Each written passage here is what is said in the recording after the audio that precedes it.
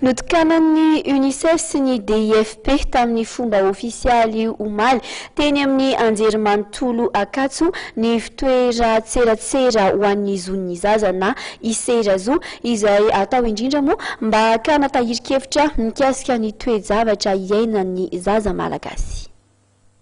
Tamin'ny volana septambra lasa teo no efa nisokatra ny iserazo na ny fitoeratserasera ho an'ny zon'ny zaza fa omaly kosa vao nitokanana tamin'ny fomba ofisialy izany. Ifitoerana izay vokatry ny fiaraha-miasa eo amin'ny UNICEF sy ny Université n'Antananarivo.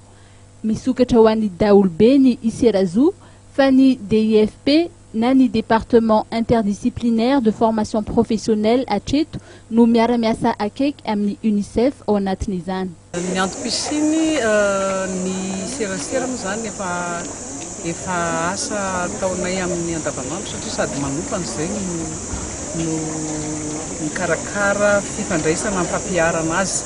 Indrindra zany serasera ho an'ny fandrosoana eto Madagasikara.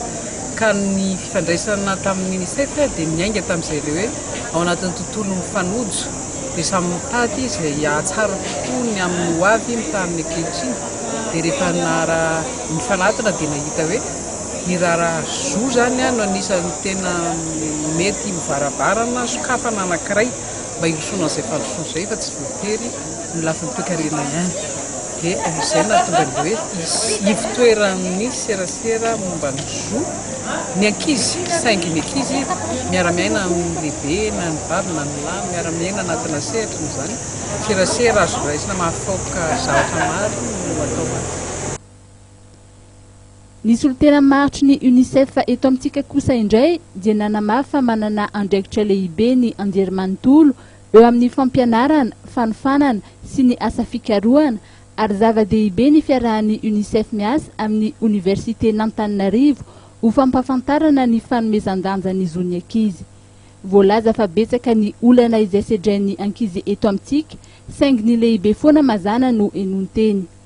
Manomboka amin'ny taona voalohany dia tafiditra ao amin'ny lalam-piofanan'ireo mpianatra ao amin'ny DIFP amin'izao ny zon'ny ankizy ary misy ny fandalinana misimisy kokoa rehefa tonga amin'ny taona fahatelo.